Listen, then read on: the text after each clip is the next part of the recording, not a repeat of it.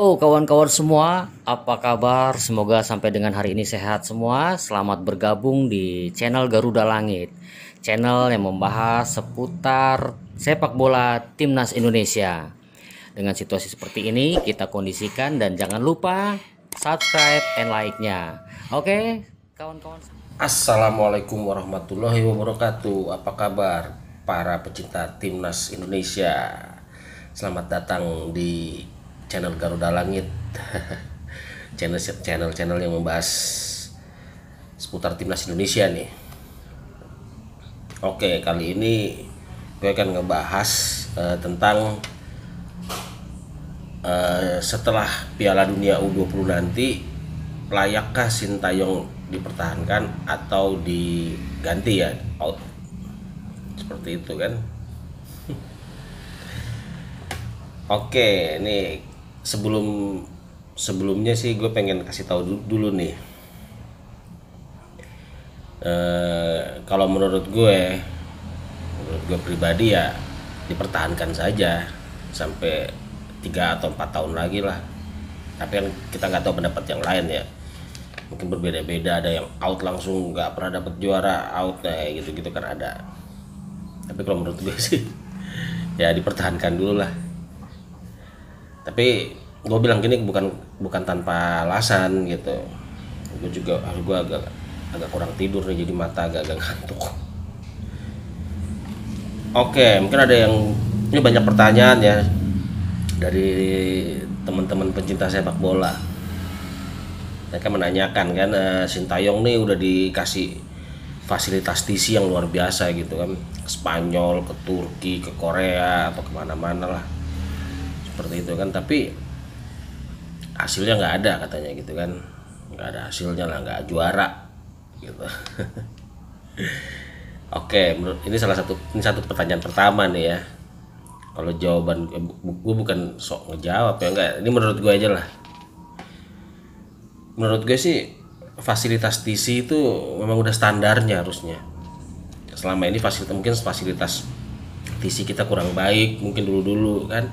Sekarang menjadi lebih baik, kasih fasilitas ini udah sewajarnya lah. Di apa, tim-tim di dunia juga begitu gitu. Harus fasilitas yang terbaik lah kalau buat tim nasional gitu kan. Jadi nggak perlu dipertanyakan lagi. Kasih fasilitas yang luar biasa, kayaknya lebay banget gitu. Maksudnya ya udah, itu tuh sewajarnya gitu.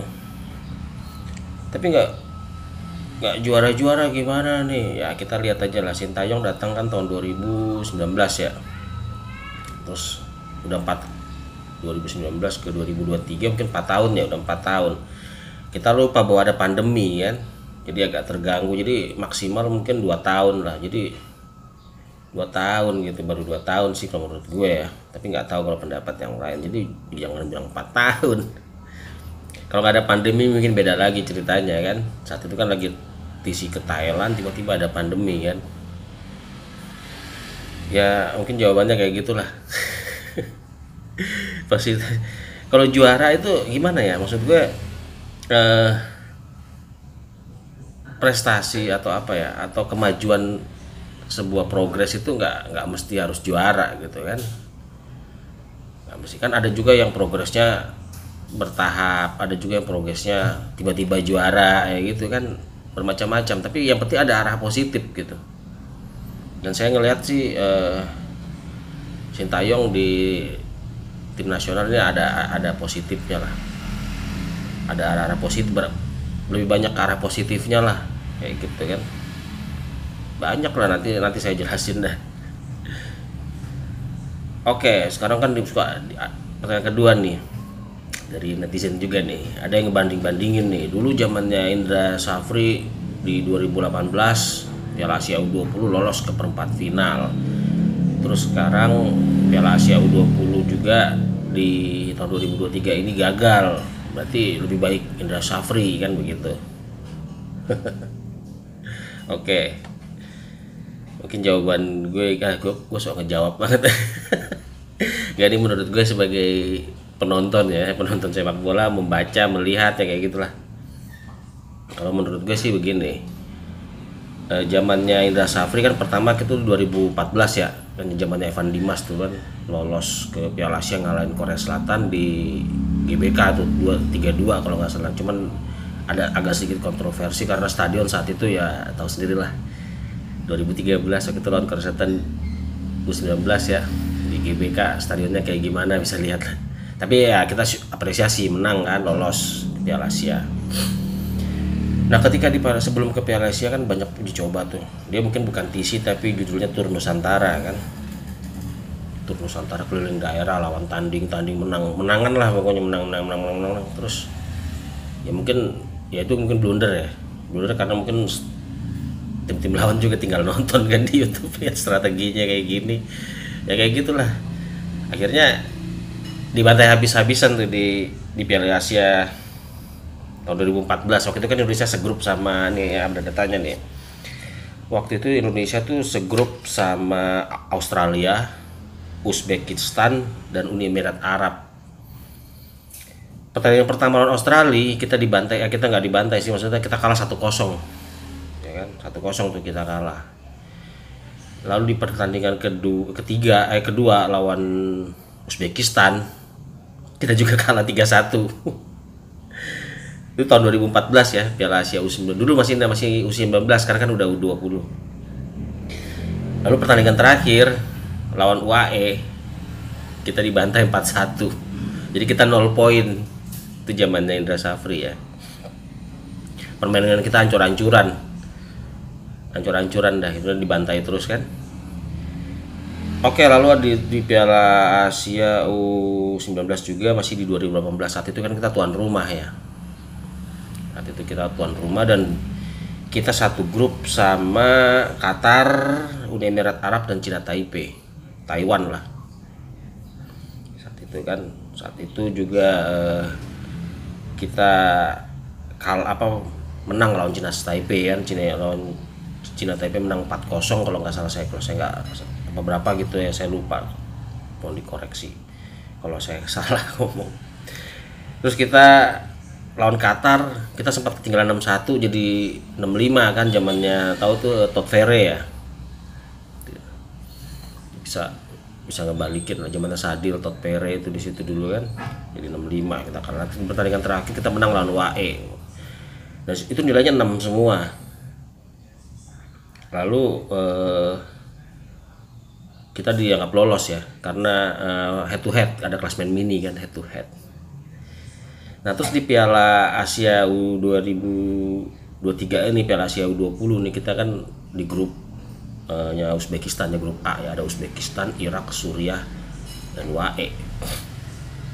Gitu. Saya nggak mau banding-bandingin sih sebenarnya, cuman kan kita lihat juga lah kenapa nggak bisa dibandingin gitu atau gimana ya, maksudnya saat apa lebih baik Indra Safri atau Sintayong gitu kan, kita nggak janganlah, saya nggak mau bandingin kayak gitu. Cuman kita juga harus objektif gitu. Saat U18 kita main di tuan rumah, didukung sama puluhan ribu supporter. Kamu lihat sendiri deh tahun 2018 main di GBK itu kan, U19 dulu namanya Piala Asia. Itu dan di grupnya kita juga itu masih ada tim yang di atas kertas bisa kita atasi, Cina Taipei gitu. Ya kan?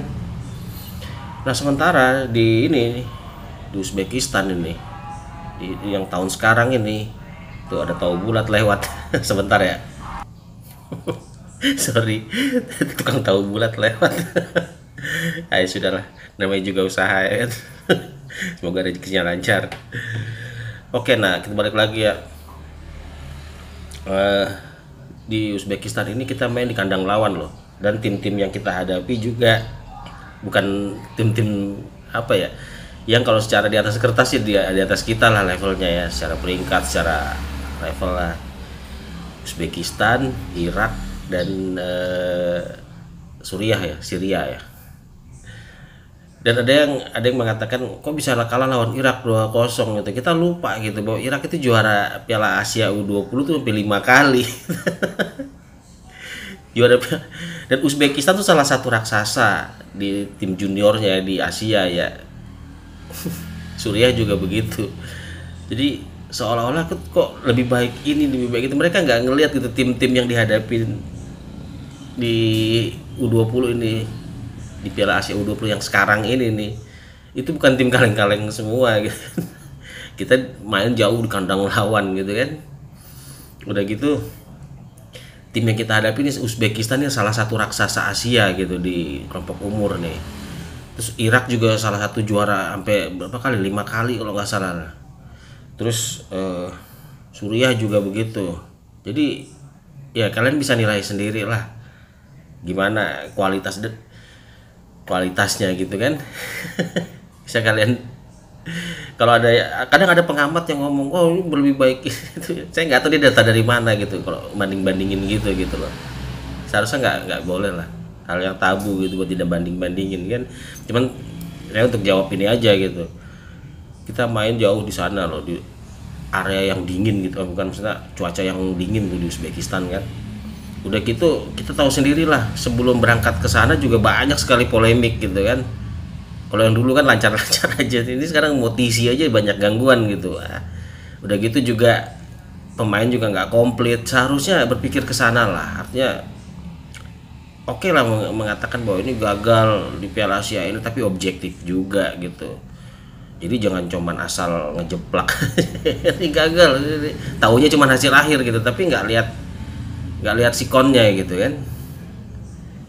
Ya itu jauh apa, saya sebenarnya nggak pengen ngebanding-banding, tapi kita bisa nilai sendiri lah di situ bahwa level beratnya tuh kayak apa. Udah gitu kan ya pokoknya itulah ya. Terus kan ada juga tim yang satu nanti di Piala Dunia, tim dari Asia itu bisa satu grup nggak? Yang saya baca sih katanya enggak ya, yang dari satu konfederasi gitu di Asia, AFC, dia nggak bakal satu grup. Itu saya kurang, yang saya pernah baca sih katanya nggak bakal segrup. Jadi Indonesia di Piala Dunia nanti mungkin nggak bakal segrup sama tim-tim dari Asia kayak Korea, Jepang, Uzbekistan, Irak, kayak gitu ya. Itu. Terus sejarah nih, ada yang nanya sejarah nih. Dulu di Piala Asia U20 tuh Indonesia pernah juara katanya kan, tahun 60-an, tahun 70-an bisa sampai semifinal, apa yang kayak gitulah. Nah sekarang kok ya gini loh. Tahun dulu sama sekarang nggak relevan lah kalau udah dibandingin ya, karena kan perkembangan sepak bola ini pesat banget gitu, apalagi tim-tim kayak contohnya Jepang lah. Jepang dulu tuh tahun 80-an tuh nggak ada apa-apanya, kita bisa bantai-bantai mereka lah kalau ibarat kata tahun 70-an. Mereka belajar loh dari kita bikin kompetisi, itu Jepang tuh. Nah kalau sekarang, kalau dibandingin yang sekarang ya nggak relevan lagi gitu kan. Sekarang tim-timnya udah beda. Ya itu aja lah jawabannya ya. Jadi makanya kita kesulitan karena mungkin kita jalan di tempat kan. Sepak bola kita udah tahu lah itu bukan rahasia umum lagi. Lalu apa lagi ya?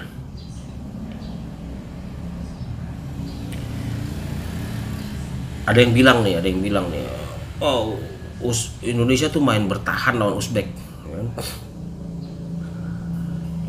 Yang nanya nih, Indonesia main bertahan lawan Uzbekistan tuh nyerang terus, Indonesia bertahan, padahal Uzbekistan gak serius katanya, kan udah lolos. Lah kata siapa udah lolos? Uzbekistan saat lawan Indonesia itu belum tentu lolos. Kalau Indonesia menang lawan Uzbekistan, lalu Irak menang lawan Suriah, kan nanti ada hitung-hitungannya tuh menangnya berapa. Jadi jangan bilang Uzbekistan nggak serius. Gini loh, kita main di kandang Uzbekistan, salah satu raksasa Asia lah di sepak bola, di kandang mereka gitu. Kita main bertahan juga bukan bertahan kayak zaman dulu ya, dapat bola di belakang langsung buang ke depan, dapat bola kagak begitu. Aduh, itu orang-orang kagak ngelihat apa ya. Para pengamat juga kadang gregetan gue ngomongnya gitu, asal nyablak kayak kita main bertahan, main parkir bus. Mereka kagak ngelihat apa ya. Kita tuh ketika kita dapat bola, kita masih bisa pegang loh di belakang gitu, masih ada passing sirkuit gitu, nggak langsung buang, nggak. Beda banget cara mainnya. Kalian bisa lihat deh, waktu zamannya Bambang Pamungkas masih muda tahun 2000 sama yang sekarang, atau mungkin nanti lah saya kalau ada videonya kok bisa lihat beda cara mainnya beda gitu. kita udah tahu lah, ibarat kata ketika diserang itu kita nggak panik, kita tetap mainkan bola di belakang. Cuman kenapa kita nggak bisa nyerang, karena memang kan tahu sendiri di Piala Asia U20 ini, satu kita dapat tekanan yang tinggi, yang kedua kita nggak punya jembatan di lini tengah kan, nggak ada Zanadin, nggak ada Marcelino, nggak ada Ivar Jenar kayak gitu-gitu kan. Jadi gelandang-gelandang dadakan kayak Alfredo Nico kan sebenarnya pemain sayap jadi gelandang kan. Terus kadang Ferrari, kadang Frankie Misa, kadang Hugo Samir pemain depan, pemain sayap jadi gelandang.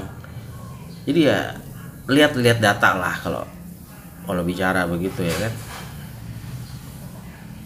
Jadi kita nggak bertahan parkir bus, kita compact defense lah, seperti itu ya. Kita compact defense, kita masih bisa mainkan bola kok, pegang bola, cuman aliran bola nggak ke depan karena nggak ada jembatan di tengah. Itu aja sih menurut gue. Oke, lalu ada yang menanyakan juga, kalah di turnamen mini nih, kita gimana mau ke Piala Dunia, lawannya berat-berat nanti kan, ada Italia, Brasil, Prancis dan sebagainya. Kita di turnamen mini aja kita kalahan, mereka cuma melihat hasil akhir ya. Mereka nggak ngelihat cara mainnya gitu kan. Waktu lawan Fiji kita menang kan 4-0, lawan New Zealand, lawan Guatemala juga kita kalah 2-1 sama 1-0 ya. Mereka kan ngeliat hasil akhir, memang yang dicari memang hasil akhir, you still win the game lah kayak gitu. Cuman gini loh, dari turnamen mini itu kan kita bisa jadi tahu gitu kan kelemahan kita apa, finishing kan. Intinya cuma di finishing doang, bukan berarti kita kalah itu kita mainnya nggak jelas gitu. Kita mainnya udah bagus, banyak sekali peluang gitu, lawan New Zealand, lawan Guatemala itu banyak sekali peluang, cuman finishing kita doang yang kurang gacor. Kalau finishingnya gacor, yakin tuh digulung itu New Zealand sama Guatemala ibarat kata kan gitu. Cuman ya dinilainya tuh jangan, kita objektif lah ngelihat, oke lah hasil akhir tuh udah belakangan gitu. Yang kita kan mau nonton Piala Dunia, jadi saya rasa adalah peluang nanti kalau misalnya finishing kita udah diperbaiki gitu kan, tetap adalah peluang untuk lolos, untuk ngeladenin tim-tim yang lainnya gitu. Jadi jangan pesimis. Kalau ya kalah itu jangan lihat dari live score. Itulah, itu menurut gue. Jadi cara mainnya kita lihat deh. Kalau nggak percaya lihat cuplikannya deh. Di YouTube tuh banyak. Kalau nggak full matchnya juga banyak tuh, lihat cara mainnya. Kita banyak peluang, cuman kita apes saja di finishing. Lalu ada lagi nih yang nanya nih, apa ya?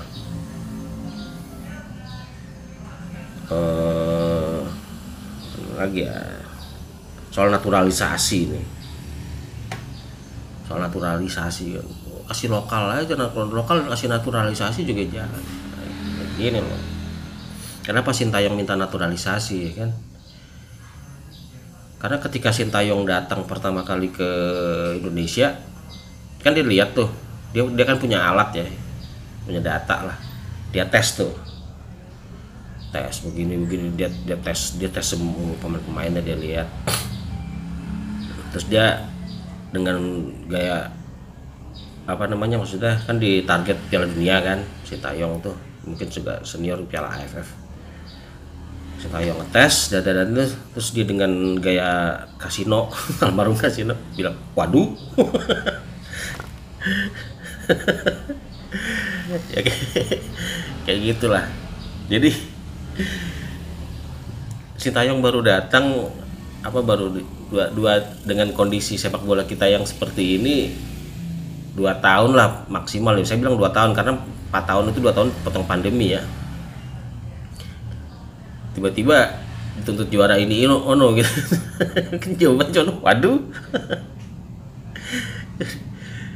Wah, kalau mau ngebut begini nggak bisa nih. Dia tahu, dia pegang kunci lah, ibaratnya dia udah tahu lah kualitasnya. Oh begini, wah nggak bisa nih, wah susah nih. Kita realistis aja ya, mau nggak mau ya pakai naturalisasi gitu kan. Harus dibantu lah, bukan berarti semuanya naturalisasi tapi ditopang. Mungkin untuk jangka pendek, saya juga nggak setuju kalau untuk jangka panjang tetap naturalisasi terus, enggak lah. Ini kan buat jangka pendek, buat mengangkat moral lah, biar pemain-pemain lokalnya tuh nggak malas-malasan. Jadi ditopang sedikit, biar para pemain lokalnya juga mau berjuang untuk ngambil tempat di tim inti kan. seperti itu buat jangka pendek aja sih, 5 tahun. Nanti kalau yang tetap kan pembinaan sambil berjalan kan, nanti kan para pemain-pemain muda ini udah ke usia-usia matang di tahun-tahun 10 tahun lagi, nah baru pakai pure lokal semua. Naturalisasi itu cuma untuk jangka pendek lah, biar ngajarin cara passing yang bener ya. Ibaratnya begitulah ya kan. Jadi itu juga terkait sama rencana strateginya Sintayong sih, rencana permainannya gitu kan. Dia pengen skemanya begini, skemanya begitu, ya mau gak mau sama kualitas pemain Indonesia kan dia lihat mungkin nggak, ya kurang lah, mungkin dia sadar juga gitu kan, dia dituntut untuk berprestasi dengan kualitas seperti ini. Wah agak berat juga nih, makanya dia minta sampai 5 kadang 6 kan, 4 yang dikasih. Di Piala AFF kemarin juga paling cuma 1-2 yang dikasih sama itu kan, sama ya pemain-pemain abroad itu, karena dia tahu gitu ya, pelatih lebih tahu gitu, pengamat tahu apa sih. cuman ngomong naturalisasi bisa, pelatih lokal aja suruh naturalisasi semua begini-gini lah, ngomong enteng banget. Dia nggak tahu rencana permainan, dia nggak tahu strategi gitu kan, gitu-gitulah. Terus ada juga yang Sintayong dibilang banyak mengeluh. Ya kan, saya kadang bingung gitu, Sintayong tuh kayak kena buah si malakama gitu kan. Dibilang Sintayong tuh suka ngeluh, sebenarnya Sintayong tuh nggak ngeluh gitu. Sintayong tuh justru membuka, ini loh yang terjadi ini kayak begini gitu. Selama ini kan ditutup-tutupin. Jadi kita nggak tahu kan, selama ini kan ditutup. Kalau Sintayong kan ceplos aja udah, saya ini kayak begini kondisinya, kayak begini. Jadi biar kita netizen tuh jadi tahu, oh kalau selama ini nggak banyak lu diem aja nih, kamu dikasih ini duit goceng, kamu nyampe sana ya, kamu nyampe Jakbar. Duit goceng, nah, ibarat kata kan kayak gitu. Nah, ini bukan berarti ngeluh gitu loh, dia bicara apa adanya, dia ngebuka ini kayak begini kondisi, kamu mau pengen yang sesuatu yang oke lah, saya dipaksa buat yang bagus tapi kondisi kayak begini kan, kayak gitu kan, seperti itu. Jadi bukan mengeluh lah, itu sudah, gue kayak belain Sintayong nih, nggak juga sih, gue cuma bicara faktanya aja. Ya pelatih lokal juga ada yang bagus, cuman menurut gue sih dia bukan mengeluh karena apa, tapi karena memang itu aja ya, apa, dia buka aja ya, kayak gini loh kondisinya. Oke, maaf tadi videonya keputus ya. Oke, yang terakhir dia ada yang nanya ini, kan apa namanya, kita kalau lawan Thailand sama Vietnam tuh kita selalu parkir bis ya. Oke lah, dulu parkir bis ya, tahun 2019, 18, 19, 20 kayak gitu-gitu ya, zamannya pra Piala Dunia lah, kualifikasi Piala Dunia, sama terakhir Piala AFF tahun 2021 ya, 2020 sebenarnya ya. Kita parkir bus itu zaman Sintayong juga baru megang kan, habis pandemi Piala AFF ke final, cuman sama Vietnam sama Thailand kan dia agak parkir bus. Cuman di Piala AFF kemarin kalian bisa lihat perbedaannya lah. Kita waktu Piala AFF yang baru nih, yang baru 2022 kemarin, waktu di GBK kita main parkir bus lawan Thailand gitu, enggak kan? Kalau Witan masuk gol itu udah kosong, itu kita bisa menang, enggak kan? Lawan Vietnam juga gitu, di kandang di GBK kita parkir bus gitu, enggak kan, kita banyak peluang. Bahkan ketika kita tandang ke Vietnam, ke stadionnya Vietnam sana yang rumputnya juga kurang bagus, hanya karena bolanya mantulnya ke belakang tuh, itu kita parkir bus, enggak kan? Lihat deh, bila perlu kalian lihat full matchnya gitu di YouTube, banyak. Kita nggak parkir bus, kita bahkan possessionnya kita menang gitu, unggul zaman kita kalah 2-0 kan, karena memang ya belum nasib aja. Jadi jangan bilang oh lawan Thailand sama Vietnam aja pas sekarang parkir bus gitu, Sintayong apa gitu. Aneh gitu, mereka tahu dari mana? Mereka nggak nonton apa?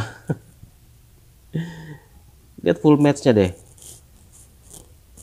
lawan Thailand, lawan Vietnam kan kemarin tuh, baru-baru tuh 2022 kemarin, kita nggak parkir bus, kita banyak peluang juga, cuman ya memang belum beruntung aja gitu. Terus Piala Asia, Sintayong kan lolosin Piala Asia kan, Piala Asia 2023 nih ya nanti, yang akan main di Qatar gitu. Terus dibanding-bandingin, pelatih lokal juga bisa, zaman dulu juga lolos lah. Kita lihat lah zaman tahun berapa, oke lolos kualifikasi Piala Asia 296 ya kan. Kita lolos ke Piala Asia tahun 96 ya, kita ketemu Sintayong tuh Piala Asia 96. Itu di kualifikasi Piala Asia tahun 96 itu kita satu grup sama India dan Malaysia ya kan? Dari tim yang secara di atas kertas bisa kita atasi dan benar kita bisa atasi dan kita lolos ke Piala Asia tahun 96 kan. Lalu tahun 2000 kita lolos juga nih ke Piala Asia tahun 2000. Terus Indonesia satu grup dengan apa waktu di kualifikasinya? Satu grup sama Hong Kong dan Kamboja. Coba cek aja di Google. Kita bisa atasi lah. Terus kita lolos ke Piala Asia 2000 kan. Lalu kita juga lolos ke Piala Asia tahun 2004. Kita satu grup sama apa? Sama Bhutan, sama Yaman, sama Arab Saudi. Mainnya home and away dulu, zamannya masih home and away kualifikasinya, kayak Piala Dunia. Kita 2 kali menang lawan Bhutan, kita seri sekali lawan Yaman, menang sekali lawan Yaman di kandang ya. Ya terus kita kalah 2 kali lawan Arab Saudi, udah pasti itu dulu. Kita lolos kan sebagai runner up gitu kan. Kita lihat juga lah lawan-lawan di kualifikasi. Yaman itu tim terlemah dulu, paling lemah di kawasan Timur Tengah sana ya. Jadi jangan bisa bandingkan dengan sekarang gitu. Sekarang kita kualifikasi Piala Asia tahun kan kita 2007 kita ikut Piala Asia kan, kita tuan rumah kan otomatis. Lalu udah nggak, setelah itu kan kita satu grup sama tim-tim yang edan-edan semua kan. Kita gagal terus sampai akhirnya pada tahun ini nih kita bisa lolos lagi ke Piala Asia. Kita satu grupnya sama Jordan, Kuwait loh. Ya Nepal bisa diatasi lah. Tapi secara di atas kertas itu yang lolos harusnya Jordan sama Kuwait kan, apalagi tuan rumahnya Kuwait. Itu tim kuat tuh dua-duanya. Tapi kita bisa lolos gitu kan. Dan kita kalah sama Jordan cuma 1-0. Jadi gini loh, mungkin Sintayong belum, itu jawaban gue kenapa gue pengen pertahanin Sintayong ya. Jadi gue ngelihatnya tuh gini, gue sabar lah, gue sih sabar gitu, gak pengen buru-buru apa out ganti sama lokal, dibantai lagi habis. Kalau nggak diganti sama yang lain lah yang nggak lokal juga tapi dibantai. Kayak gitu sama aja gitu. Kita kan lagi ngebangun kan, si Erick Thohir lagi bikin blueprint kan, lagi bikin blueprint pembinaan lah, semua lagi dibenahi kayak gitu. Kita sabar aja. Sintayong pegang aja terus sampai ya 3 atau 4 tahun ke depan lah. Saya rasa seperti itu ya. Jadi karena perubahan positif itu bukan hanya harus berprestasi juara gitu, enggak kan. Ibaratnya ada perubahan cara bermain. Mungkin kan ada diterapin budaya kultur kita beda gini ya, kita bagus lah bisa dikenalin sama budaya Korea gitu kan, cara Korea tuh kayak gini. Jadi kita ada nilai positifnya lah, kita jangan nganggap negatif terus kayak gitu. Gue dianggap ini Sintayong bela-belain, enggak lah. Gue alasan itu cuman alasan gue kenapa gue bilang pertahanin aja dulu Sintayong. Cepat atau lambat ya nanti prestasi insya Allah lah bonus ada. Itu ya mungkin itu alasan gue ya, gitu aja. Oke, mungkin video sampai di sini dulu. Nanti dibahas-bahas lagi tentang kenapa setelah Piala Dunia U20 Sintayong layak dipertahankan apa tidak. Kalau menurut gue sih layak aja, pertahanin aja mau hasil apapun lah. Kita realistis lah dengan keadaan sekarang gitu kan. Udah pertahanin aja, gak usah nuntut prestasi ini ono lah, yang penting ada perkembangan permainan bagus, sudah pertahanin aja terus. Kalau dirubah lagi ya percaya kata saya hancur-hancuran lagi kayak Simon. Oke, mungkin itu aja ya, sampai nanti di video selanjutnya. Assalamualaikum, salam sejahtera, dadah.